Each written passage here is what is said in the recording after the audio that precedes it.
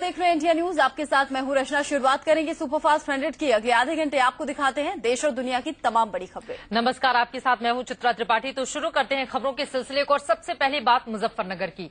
UP के मुजफ्फरनगर की हिंसा में अब तक 28 लोगों की जान जा चुकी है। दो गुटों में हुए हिंसक संघर्ष के बाद से मौत का आंकड़ा बढ़ता ही जा रहा है और 40 लोगों के घायल होने की भी खबर है। 90 लोगों को गिरफ्तार किया गया है। उधर 3 थाना इलाकों में कर्फ्यू लगा हुआ है। 3 दिनों के लिए स्कूल कॉलेज भी बंद कर दिए गए हैं। मुजफ्फरनगर के डीएम कौशल राज शर्मा ने कहा है कि अगले 48 घंटे तक कर्फ्यू जारी रहेगा। उन्होंने ये भी कहा कि हालात नियंत्रण में है और हिंसा की नई खबरें कहीं से नहीं आई हैं। डीएम ने ये भी कहा कि मुजफ्फरनगर में नेताओं की एंट्री नहीं मिलेगी। सुबह कोई कर्फ्यू में ढील नहीं दी जाएगी। कम से कम अगले 48 घंटे तक कर्फ्यू ऐसे ही चले। सिचुएशन पूरी तरह कंट्रोल में है। थानों में अलग व्हीकल्स देके और मोबाइल पार्टीज बनाई गई हैं। सिचुएशन कहीं भी सुनने को मिलती है वहां तत्काल देखा जा रहा है और किसी प्रकार की नई कोई वायलेंस नहीं। राज्य के प्रशासन से बात की गई है और पूरी तरह से ये कोशिश की जाएगी कि मुजफ्फरनगर में कोई नहीं आए।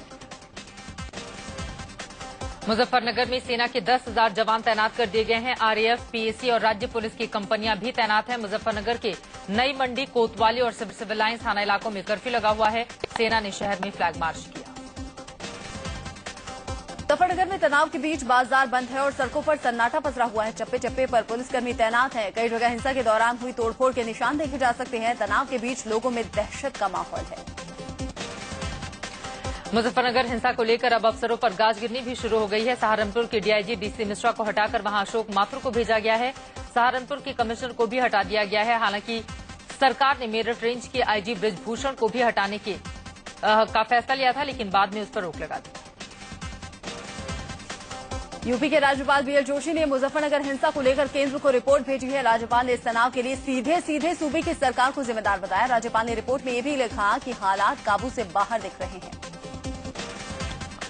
उधर मुजफ्फरनगर हिंसा पर केंद्रीय गृह मंत्रालय ने यूपी सरकार से रिपोर्ट मांगी है। गृह मंत्रालय ने कहा है कि यूपी के 16 जिलों में माहौल बिगाड़ने की साजिश चल रही है। केंद्रीय गृह राज्य मंत्री आरपीएन सिंह में माहौल बिगाड़ने की साजिश चल रही है। केंद्रीय गृह राज्य मंत्री आरपीएन सिंह ने कहा कि मुजफ्फरनगर पर केंद्र की नजर है। केंद्र राज्य सरकार से लगातार संपर्क में है। इस पे हमने बहुत गंभीरता से ली है, पर जैसे कि आप जानते हैं law and order state subject है, पर इसका ये मतलब नहीं है कि केंद्र सरकार हाथ पे हाथ पर बैठे रहेगी। इसका नियंत्रण करिए। गृह मंत्री ने सुशील कुमार शिंदे जी ने स्वयं मुख्यमंत्री से बात की है।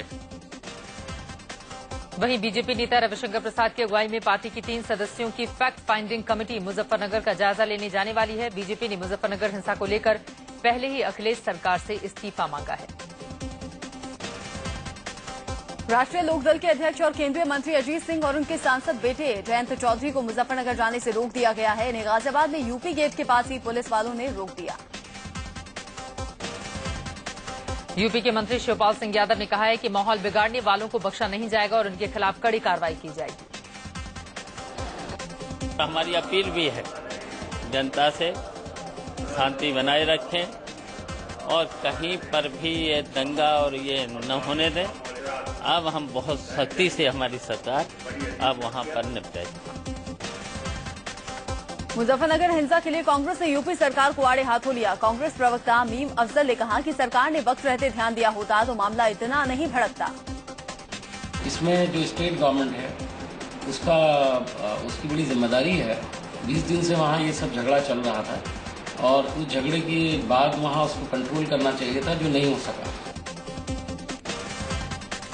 मुजफ्फरनगर हिंसा पर कांग्रेस महासचिव दिग्विजय सिंह ने यूपी सरकार पर निशाना साधा है। दिग्विजय ने ट्वीट करते हुए कहा है कि समाजवादी पार्टी की सरकार के इस कार्यकाल का ट्रैक रिकॉर्ड खराब है। यूपी में सांप्रदायिक ताकतों को रोकने में नाकामयाब रही है सरकार। इससे तो बीएसपी का शासन ही ठीक था।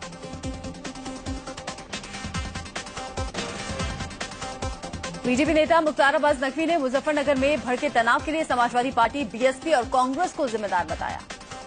समाजवादी पार्टी, कांग्रेस पार्टी और बहुजन समाज पार्टी की इस तिकड़ी की साजिश के रूप में हम इसे मानते हैं, क्योंकि इनको लगता है कि अब वोट इनको ऐसे मिलेगा नहीं, इसलिए दंगों की आग भड़का करके लोगों में डर और खौफ पैदा करके और वोटों को, खासतौर से अल्पसंख्यकों के वोटों पर कब्जा करना। मुजफ्फरनगर हिंसा पर बीएसपी ने यूपी सरकार पर निशाना साधा है। बीएसपी नेता स्वामी प्रसाद मौर्य ने कहा कि अखिलेश सरकार को नैतिकता के आधार पर इस्तीफा देना चाहिए। सरकार दोषी अधिकारियों को भी बचाने में लगी हुई है और सांप्रदायिक शक्तियों पर भी अंकुश लगाने में नाकामयाब रही है। सपा सरकार की नैतिक जिम्मेदारी बनती है कि उसे तत्काल सरकार से इस्तीफा दे देना चाहिए। मुजफ्फरनगर हिंसा पर योग गुरु बाबा रामदेव ने भी चिंता जताई है और शांति की अपील की है। उस छायाकार और वीडियो ग्राफी करने वाले उस पत्रकार दोनों की वहां पर मौके पर ही गोली मार करके हत्या कर दी गई। ऐसा घिनौना काम आज इस हिंदुस्तान को पुनः मोहब्बत की जरूरत है। इलाहाबाद में मुजफ्फरनगर हिंसा के विरोध में रविवार को कांग्रेसी कार्यकर्ताओं ने मुख्यमंत्री अखिलेश यादव का पुतला फूंका। पुलिस ने जब कांग्रेसी कार्यकर्ताओं को रोकने की कोशिश की तो जमकर बवाल हुआ। कांग्रेसी कार्यकर्ता पुलिस वालों से भिड़ गए। पीएम पद की उम्मीदवारी के लिए नरेंद्र मोदी के नाम पर लगातार दूसरे दिन भी महामंथन चल रहा है। दिल्ली में आरएसएस बीजेपी समन्वय समिति की दूसरे दिन की बैठक जारी है। कहा जा रहा है कि मोदी की उम्मीदवारी पर मोहर करीब करीब लग चुकी है, सिर्फ वक्त और तारीख का ऐलान बाकी है। आज की बैठक में आरएसएस प्रमुख मोहन भागवत भी मौजूद हैं। कल की बैठक में वो मौजूद नहीं थे। बीजेपी की ओर से सुषमा स्वराज, अरुण जेटली बैठक में शामिल हैं। कल नरेंद्र मोदी भी बैठक में पहुंचे हुए थे, हालांकि दोपहर बाद वो अहमदाबाद चले गए। वाणिज्य मंत्री आनंद शर्मा ने नरेंद्र मोदी पर निशाना साधा। उन्होंने कहा कि मोदी का इस सौभाग्य नहीं है कि वो लाल किले से तिरंगा फहरा सकें। नरेंद्र मोदी जी का ये सौभाग्य नहीं होगा और देश का दुर्भाग्य नहीं होगा कि वो लाल किले से बोले, वो रेप्लिका से ही बोलते रहे। गुजरात की सूरत में गणपति पूजा के आयोजकों ने प्रधानमंत्री पद की उम्मीदवारी को लेकर वोटिंग कराने का फैसला लिया है। इसके लिए खास ईवीएम मशीन भी बनाई गई है, जिसमें नरेंद्र मोदी, राहुल गांधी, नीतीश कुमार, मुलायम सिंह यादव के विकल्प रखे गए हैं। गुजरात के मुख्यमंत्री और बीजेपी चुनाव प्रचार समिति के मुखिया नरेंद्र मोदी कल जयपुर में एक विशाल रैली को संबोधित करेंगे। राजस्थान की पूर्व सीएम वसुंधरा राजे के स्वराज संकल्प यात्रा के समापन मौके पर ये रैली आयोजित की गई है। मोदी की जयपुर रैली में अल्पसंख्यकों को भारी तादाद में बुलाने का मिशन रखा गया है। खबर यह भी है कि मुस्लिम पुरुषों को टोपी और महिलाओं को बुर्का पहनकर रैली में आने को कहा गया है। ये ड्रेस कोड इसलिए रखा गया है ताकि दावा किया जा सके मोदी को मुस्लिमों का भी साथ है। मोदी की कल होने वाली रैली का असर राजस्थान के मुख्यमंत्री अशोक गहलोत पर दिखने लगा है। गहलोत ने हाईवे पर शराब दुकानें बंद करने का ऐलान किया है, जिसके लिए बीजेपी के एक पूर्व विधायक अनशन पर थे। मोदी अनशन तोड़वाने वाले थे, लेकिन उससे पहले ही गहलोत ने अनशन तोड़वा दिया। हरियाणा के रेवाड़ी में 15 सितंबर को होने वाली नरेंद्र मोदी की रैली को लेकर बीजेपी ने तैयारियां जोर शोर से शुरू कर दी हैं। घर घर जाकर बीजेपी ने जनसंपर्क अभियान छेड़ रखा है। योग गुरु और कांग्रेस के खिलाफ मोर्चा खोलने वाले बाबा रामदेव की मुश्किलें बढ़ने वाली हैं। महाराष्ट्र के बुल्ढाणा के महकर में बाबा रामदेव और उनके सहयोगी बालकृष्ण के खिलाफ 420 का केस दर्ज किया गया है। इन पर एक चीनी मिल से गुड़ खरीदने में धोखाधड़ी का आरोप है। इससे पहले रविवार को योग गुरु बाबा रामदेव ने कोयला घोटाले को लेकर प्रधानमंत्री पर जमकर निशाना साधा। दिल्ली के जंतर मंतर पर व्यवस्था परिवर्तन रैली में उन्होंने केंद्र सरकार पर हल्ला बोला। आपने प्रधानमंत्री की नाक के नीचे करीब 400 लाख करोड़ रुपए का घोटाला हो जाता है और बाद में कोई प्रूफ न मिले, इसलिए फाइल की गायब कर दी जाती है। रविवार को कोयला घोटाले की गायब फाइलों को लेकर भी बाबा रामदेव ने प्रधानमंत्री पर हमला बोला। उन्होंने कहा कि अगर पीएम फाइलों की रखवाली नहीं कर सकते तो भजन कीर्तन करें। कहते हैं मैं किसी कोयला घोटाले के लिए उसकी फाइलों के लिए जिम्मेदार नहीं हो, तो फिर जिम्मेदार नहीं है तो यहाँ बैठा क्यों हो मेरे भाई? अपना कपाल भात के अनुलोम विलोम करो, भजन करो। जंतर मंतर पर रैली से पहले बाबा रामदेव ने दिल्ली के छावला इलाके में एक जनसभा को भी संबोधित किया। यहां उन्होंने एक बार फिर पीएम पद के लिए नरेंद्र मोदी की वकालत की। इसके लिए मोदी को भी दोबारा से हिंदुस्तान की सत्ता के शिखर पर मैं आपसे पूछता हूं, लोग बैठना चाहिए कि नहीं? जेडीयू अध्यक्ष शरद यादव ने आने वाले लोकसभा चुनाव में तीसरे मोर्चे की सरकार बनने की बात कही है। उन्होंने कहा कि न पीएम बनेंगे मोदी और न ही राहुल, बहुमत क्षेत्रीय पार्टियों को मिलेगा। दोनों पार्टी आगे आने वाले चुनाव में इनके हाथ में बहुमत नहीं रहेगा। बहुमत रहेगा जो रीजनल पार्टी, अब तीसरा मोर्चा बनेगा। वहीं आरजेडी सुप्रीमो लालू प्रसाद ने कहा है कि बिहार में भी माहौल बिगाड़ने की कोशिश हो रही है। इसके लिए बीजेपी के साथ साथ नीतीश कुमार भी जिम्मेदार हैं। जगह जगह Bharatiya Janata party RSS communalise करने का, दंगा फैलाने का तार बिछा रहा है। नीतीश ही जिम्मेवार है इन लोगों को लाने के लिए। कोयला घोटाले को लेकर अब सीबीआई कोयला मंत्रालय के दफ्तर में छापेमारी की तैयारी कर रही है। एक अखबार के हवाले से खबर है कि 15 सितंबर के बाद सीबीआई कोयला मंत्रालय में अहम दस्तावेजों की तलाशी कर सकती है। सीबीआई ने कोल ब्लॉक आवंटन से जुड़ी कई फाइलों और दस्तावेजों की मांग कोयला मंत्रालय से की थी। बावजूद इसके ये दस्तावेज मुहैया नहीं कराए गए। कहा जा रहा है कि इसी के चलते सीबीआई ने कोयला मंत्रालय में छापेमारी करने का फैसला किया। चारा घोटाला मामले में आज रांची के स्पेशल सीबीआई कोर्ट में आरजेडी सुप्रीमो लालू प्रसाद के वकील ने अपना पक्ष रखेंगे। लालू ने अपने केस की सुनवाई कर रहे जज को बदलने की मांग की थी, जो सुप्रीम कोर्ट ने खारिज कर दी। नाबालिग लड़की से यौन शोषण के आरोपी आसाराम की जमानत के लिए उनके वकील आज राजस्थान हाईकोर्ट का दरवाजा खटखटा सकते हैं। निचली अदालत से जमानत नहीं मिलने पर आसाराम जोधपुर सेंट्रल जेल की हवा खा रहे हैं। वहीं आसाराम को लेकर दाखिल की गई जनहित याचिका पर आज सुप्रीम कोर्ट में सुनवाई हो सकती है। अर्जी में ये गुजारिश की गई थी कि सुप्रीम कोर्ट खुद अपनी मॉनिटरिंग में ये केस देखे। उधर आसाराम पर अब बाल तस्करी का शिकंजा कस सकता है। राजस्थान राज्य के बाल संरक्षण आयोग ने जोधपुर पुलिस को इस बाबत पत्र लिखा है। राजस्थान के कोटा में भी आसाराम का आश्रम विवादों से घिर गया है। आश्रम प्रबंधन पर आरोप है कि आश्रम से वन विभाग की 50 बीघा से ज्यादा की सरकारी जमीन पर कब्जा किया हुआ है। पुलिस ने मामले की जांच शुरू कर दी है। राजस्थान के ही भरतपुर में भी आसाराम के आश्रम पर 4 बीघा कृषि जमीन पर आलीशान आश्रम बनवाने का आरोप है। भरतपुर डीएम ने तहसीलदार को धारा 177 के तहत कार्रवाई के आदेश दिए हैं।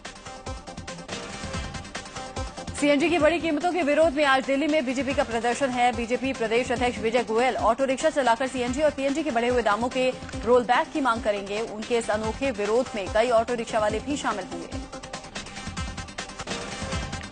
आरुषि मर्डर केस में आज अहम सुनवाई होनी है। आज कोर्ट तय करेगा कि तलवार दंपत्ति विदेश से एक डॉक्टर को बतौर गवाह बुला सकेंगे या नहीं, यानी लंदन के एक्सपर्ट आएंगे या नहीं, या फिर वो वीडियो कॉन्फ्रेंसिंग से गवाही देंगे। लखनऊ में सीएम ऑफिस के कर्मचारियों में चूहों का खौफ है कि चूहे कहीं जरूरी फाइलों को नुकसान न पहुंचाए। चूहों से निपटने के लिए बाकायदा एक्शन प्लान तैयार किया गया है। चूहा सफाई अभियान के लिए 1,85,000 रूपये का बजट भी दिया गया है। बिहार के मुख्यमंत्री नीतीश कुमार ने राज्य के जिलों में नए ब्लॉक खोलने की घोषणा जल्द किए जाने की बात कही है। नीतीश कुमार ने इस्लामपुर में नर्सिंग होम के उद्घाटन के दौरान ये बातें कही। इंदौर में बीजेपी युवा मोर्चा के कार्यक्रम में कार्यकर्ता आपस में भिड़ गए। दरअसल यहां दो नेताओं के समर्थकों के बीच में टिकट के बंटवारे को लेकर बहस शुरू हुई, जो देखते ही देखते मारपीट में तब्दील हो गई। बनारस हिंदू यूनिवर्सिटी के हॉस्टल में रहने वाले छात्रों की बाहरी लोगों ने पिटाई कर दी, जिसके बाद हंगामा हुआ। घटना के बाद छात्रों ने पुलिस में एफआईआर दर्ज करवाने के बाद आरोपियों पर कार्रवाई की मांग की है। पार्टी में नेशनल इंश्योरेंस कंपनी में भर्ती के लिए हो रही परीक्षा में धांधली और पेपर लीक होने की शिकायत करते हुए छात्रों ने जमकर हंगामा किया। छात्रों ने कॉपियों को फाड़कर दोबारा परीक्षा करवाने की मांग की। कानपुर में टेम्पो टैक्सी संचालकों ने पुलिस की उगाही से तंग आकर थाने में जमकर हंगामा किया। टेम्पो चलाने वालों ने आरोप लगाया कि पुलिस वाले उनसे वर्दी के धौंस दिखाकर वसूली करते हैं। दिल्ली के गीता कॉलोनी इलाके में एक युवक का शव मिलने से सनसनी मच गई। शव फ्लाईओवर से नीचे फंदे से लटका हुआ पड़ा मिला। शिवनारायण नाम का युवक रविवार से ही लापता था। पुलिस मामले की जांच कर रही है। आगरा में बदमाशों ने एक घर में घुसकर मां बेटी को गोली मार दी। बेटी की मौके पर ही मौत हो गई, जबकि मां को गंभीर हालत में अस्पताल में भर्ती कराया गया है। अमेरिका के कैलिफोर्निया में जालंधर के रहने वाले एक सिख और उसकी मां पर हुए हमले से परिवार वाले दहशत में हैं। मां बेटी पर कैलिफोर्निया में नकाबपोश अपराधियों ने जानलेवा हमला किया था। दिल्ली के अशोकनगर में रविवार को कुछ बदमाशों ने एक घर में घुसकर पति पत्नी को गोली मार दी। दोनों गंभीर हालत में अस्पताल में भर्ती हैं। इलाहाबाद में बेखौफ बदमाशों ने आईटीबीपी के 2 जवानों को गोली मारकर हत्या कर दी। वारदात को मीरगंज पुलिस चौकी से कुछ ही दूरी पर अंजाम दिया गया। पंजाब के तरनतारन में एक मां ने अपने बेटे की हत्या करके उसकी लाश को आंगन के नीचे दबा दिया। पुलिस ने शव को आंगन से निकालकर मां को गिरफ्तार कर लिया है। बिहार के बगहा में पुलिस ने कारोबारी के अपहरण का खुलासा करते हुए 6 लोगों को गिरफ्तार किया है। शेख नाम का कारोबारी रामनगर से नरकटियागंज जा रहा था। उसी वक्त अपराधियों ने पिस्तौल दिखाकर उनको अगवा कर लिया था। रविवार को यूपी के प्रतापगढ़ में सेना की भर्ती के दौरान भगदड़ मचने से करीब 20 छात्र गंभीर रूप से घायल हो गए हैं। 6 जिलों के 40,000 अभ्यर्थियों के लिए यहां सेना की तरफ से भर्ती मेला चल रहा था। भोपाल में एक शख्स ने गर्ल्स हॉस्टल में घुसकर छात्रों से बलात्कार करने की कोशिश की। नाकाम रहने पर आरोपी ने लड़की पर हमला कर उसे बुरी तरह से जख्मी कर दिया। वारदात के बाद लड़कियां सहमी हुई हैं। गुड़गांव में पुलिस ने हत्या और लूटपाट करने वाले एक गिरोह का पर्दाफाश किया है। गिरोह के 5 सदस्यों की गिरफ्तारी की गई है। असम पुलिस ने हथियारों से भरा एक ट्रक बरामद किया है। पुलिस को दीमापुर से आ रहे एक ट्रक से AK-56 राइफल, 300 से ज्यादा राउंड गोलियां, सेमी ऑटोमेटिक राइफल जैसे हथियार बरामद हुए हैं। पंजाब पुलिस ने अफीम की एक बड़ी खेप पकड़ी है। पुलिस ने मोहाली में एक ट्रक से 20 किलो अफीम के साथ 2 युवकों को गिरफ्तार किया है। अमृतसर में एक विदेशी लड़की से छेड़छाड़ के मामले में एक ऑटो ड्राइवर को गिरफ्तार किया गया है। डेनमार्क से घूमने आई एक लड़की ने आरोप लगाया कि हरमिंदर साहिब के पास एक ऑटो वाले ने उससे छेड़छाड़ की। राजस्थान की टोंक से ड्यूटी के लिए निकला CRPF का जवान लापता हो गया है। असम में तैनात रामप्रकाश 5 दिन पहले टोंक से निकले थे। यूपी के अलीगढ़ में लोग डेंगू से परेशान हैं। अब तक आधा दर्जन से ज्यादा लोग डेंगू का शिकार हो चुके हैं। इंडिया गॉट टैलेंट में हिस्सा ले चुकी ईला भी डेंगू से पीड़ित है। मुरादाबाद में रहस्यमय बुखार का कहर जारी है। पिछले 15 दिनों में इलाज नहीं मिल पाने की वजह से अब तक 15 लोगों की मौत हो गई है। बिहार के लखीसराय में बाढ़ का कहर जारी है। यहां बंशीपुर इलाके में तैथा बांध टूटने से दर्जनों गांव बाढ़ की चपेट में आ गए हैं। असम का काजीरंगा नेशनल पार्क भी बाढ़ की चपेट में है। पार्क का करीब 55% हिस्से में पानी भर गया है, जिससे पार्क प्रशासन के साथ ही जानवर भी बेहाल है। आज गणेश चतुर्थी है। देश भर में गणेश चतुर्थी की रौनक देखी जा रही है। मुंबई में खास तौर पर गणपति पूजा की धूम देखी जा रही है। मुंबई के सिद्धिविनायक मंदिर में भव्य आरती के साथ ही धूमधाम से गणेशोत्सव की शुरुआत हो गई। इस आरती में हिस्सा लेने को हजारों की तादाद में भक्त मंदिर में पहुंचे हुए थे। मुंबई में गणपति उत्सव की धूम है। न सिर्फ पूजा पंडालों बल्कि घर घर में भगवान गणेश की प्रतिमा को स्थापित कर पूजा अर्चना की जा रही है। भक्त मंदिर में पहुंचे हुए थे। मुंबई में गणपति उत्सव की धूम है। न सिर्फ पूजा पंडालों बल्कि घर घर में भगवान गणेश की प्रतिमा को स्थापित कर पूजा अर्चना की जा रही है। मुंबई में जगह जगह गणेश चतुर्थी की रौनक देखी जा रही है। माटुंगा इलाके में भी गणेशोत्सव को लेकर खास आयोजन किया गया है। मुंबई में गणेश अली से बप्पा को खास तौर पर सजाया गया है। यहां गणेशोत्सव को लेकर गजब की रौनक देखने को मिल रही है। आरती के लिए सुबह से ही भक्त जुटे हुए हैं। कॉमेडियन सुनील पाल के घर भी बप्पा पधारे हैं। गणपति के रंग बिरंगे सुनील पाल ने घर में गणेश की प्रतिमा को स्थापित करके भगवान गणेश की पूजा अर्चना की। पुणे में भी गणेश चतुर्थी की खासी रौनक देखने को मिल रही है। यहां अष्टविनायक मंदिर में सुबह से ही भक्तों का तांता लगा हुआ है। गणेशोत्सव पर बनी तरह तरह की मूर्तियां लोगों के लिए आकर्षण का केंद्र बनी हुई है। मुंबई के विले पार्ले इलाके में गणपति को बनाने के लिए टिश्यू पेपर का इस्तेमाल किया गया है।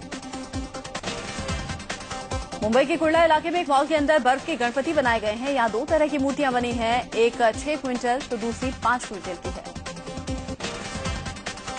गणपति पूजा पर गुजरात के मुख्यमंत्री नरेंद्र मोदी ने बधाई दी है। ट्वीट कर लिखा है कि विघ्नहर्ता श्री गणेश सभी विघ्नों का निवारण कर देश को सुखी, समृद्ध और शक्तिशाली बनाए। खबर की जगह से ओलंपिक में आखिरकार कुश्ती ने अपनी जगह बरकरार रख ली है। इससे साफ हो गया है कि 2020 और 2024 के लिए ओलंपिक में कुश्ती का मुकाबला होगा। खेल मंत्री जितेंद्र सिंह ने ओलंपिक में कुश्ती के बरकरार रखने पर खुशी जाहिर की है। उन्होंने पहलवानों से कहा है कि अब वो जी तोड़ मेहनत करें ताकि कुश्ती में भारतीय पहलवानों को ज्यादा से ज्यादा मेडल मिल सके। भारत को ओलंपिक में 2 मेडल जिता चुके पहलवान सुशील कुमार कुश्ती के ओलंपिक से बरकरार रहने पर खुशी जाहिर कर चुके हैं। आप लोगों की भी बहुत मेहनत थी, देशवासियों की बहुत मेहनत थी कि सभी ने बहुत जोर लगाया था कि रेसलिंग वापस लाना है और वो रेसलिंग वापस आ गई है। तो आप सबको बहुत बहुत मुबारकबाद। और मैं सब जितने भी खिलाड़ी हैं, हमारे रेसलर हैं, सबसे कहूँगा कि देशवासी आपके साथ खड़े हैं। आप मेहनत करें और देश के लिए मेहनत करें। अर्जुन अवार्ड विजेता पद्मश्री करतार सिंह ने ओलंपिक में कुश्ती को शामिल किए जाने पर खुशी जताई है। करतार सिंह ने कहा है कि कुश्ती शुरू से ही ओलंपिक का हिस्सा रही है। इस फैसले से कुश्ती के करोड़ों चाहने वालों को राहत मिलेगी। कुश्ती को ओलंपिक में शामिल किए जाने के फैसले से कुश्ती के चाहने वाले बेहद खुश हैं। हरियाणा के रोहतक में कुश्ती को लेकर खुशी जाहिर करते हुए पहलवानों ने एक दूसरे को मिठाई बांटी। लिएंडर पेस ने यूएस ओपन में इतिहास रच दिया है। पेस ने मेंस डबल्स के फाइनल मुकाबले में अपनी जोड़ीदार स्टेपनिक के साथ इस खिताब को जीता है। पेस स्टेपनिक की जोड़ी ने पेयोरा ब्रूनो सोरेस को उनकी जोड़ी को 6-1, 6-3 से मात दी। शुरुआत से ही पेस स्टेपनिक के मैच ने अपनी पकड़ मजबूत कर रखी थी। यूएस ओपन का ये खिताब पेस के करियर का तीसरा यूएस ओपन खिताब है। वैसे उनके करियर का ये कुल 14वां ग्रैंड स्लैम है। इसके पहले पेस 7 बार डबल्स और 6 बार मिक्स डबल्स ग्रैंड स्लैम खिताब अपने नाम कर चुके हैं। लिएंडर पेस की ऐतिहासिक जीत को कांग्रेस महासचिव दिग्विजय सिंह ने भी सलाम किया है। ट्विटर पर उन्होंने लिखा कि कभी महसूस ही नहीं हुआ कि लिएंडर पेस सिर्फ 40 साल के हैं। उधर यूएस ओपन का महिला सिंगल्स का खिताब लगातार दूसरी बार सेरेना विलियम्स ने अपने नाम किया है। फाइनल में उन्होंने विक्टोरिया अजारेंका को हरा दिया है। खास बात यह है कि पिछले साल भी अजारेंका को हराकर सेरेना ने यूएस ओपन जीता था। वहीं यूएसएफ ओपन के मेंस फाइनल की खिताबी भिड़ंत आज होने जा रही है। आज खेले जाने वाले फाइनल में दुनिया के नंबर 1 खिलाड़ी सर्बिया के नोवाक जोकोविच की भिड़ंत नंबर 2 के खिलाड़ी स्पेन के राफेल नडाल से होगी। भारत ने न्यूजीलैंड ए को वनडे मुकाबले में 6 विकेट से हरा दिया है। विशाखापत्तनम में खेले गए मुकाबले में जीत के लिए भारत को 258 रन का टारगेट मिला था, जिसे 45वें ओवर में ही भारत ने हासिल कर लिया। भारत ए की जीत के हीरो रहे रॉबिन उथप्पा। सलामी बल्लेबाज उथप्पा ने शानदार 103 रन की पारी खेली। अपनी इस शतकीय पारी में उन्होंने 8 चौके 5 छक्के लगाए। भारतीय मिडिल ऑर्डर बल्लेबाज Cheteshwar Pujara ICC test ranking में एक स्थान नीचे खिसक कर 7वें पायदान पर पहुंच चुके हैं। हालांकि पुजारा टॉप 10 बल्लेबाजों की सूची में एकमात्र भारतीय हैं। ऑस्ट्रेलिया ने इंग्लैंड के खिलाफ वनडे सीरीज का दूसरा मैच जीत लिया है। ओल्ड ट्रैफर्ड मैनचेस्टर में खेले गए मुकाबले में ऑस्ट्रेलिया ने इंग्लैंड को 88 रन से हरा दिया। ऑस्ट्रेलिया के इस जीत के हीरो कप्तान माइकल क्लार्क बने। क्लार्क ने 102 गेंदों पर 105 रन की शानदार पारी खेली। सेबेस्टियन वेटेल ने इटालियन ग्रां प्री जीत ली है। वेटेल ने पोल पोजीशन से शुरुआत करते हुए जीत अपने नाम की। फुटबॉल में भारत आज दूसरे सेमीफाइनल में मालदीव से भिड़ेगा। खराब फॉर्म से जूझ रही भारतीय फुटबॉल टीम को कप्तान सुनील छेत्री के बाहर होने से बड़ा झटका लगा है। सीरिया पर सैनिक कार्रवाई को लेकर अमेरिकी सीनेट में आज वोटिंग होगी। अमेरिका के राष्ट्रपति बराक ओबामा सीरिया पर सीमित हमले को लेकर उतारू दिख रहे हैं। अमेरिका के विदेश मंत्री जॉन केरी ने कहा है कि सीरिया को सबक सिखाया जाना जरूरी है। उन्होंने कहा कि अपने नागरिकों पर रासायनिक हमला कर सीरिया ने लक्ष्मण रेखा लांघ दी है। पाकिस्तान के नवनिर्वाचित राष्ट्रपति ममनून हुसैन आज शपथ ग्रहण करेंगे। सुप्रीम कोर्ट के चीफ जस्टिस इफ्तिखार चौधरी हुसैन को शपथ दिलवाएंगे। ब्रिटेन के शाही महल बर्किंघम पैलेस में घुसपैठ और चोरी के सिलसिले में 2 लोगों को गिरफ्तार किया गया है। हालांकि दोनों को जमानत के बाद छोड़ दिया गया।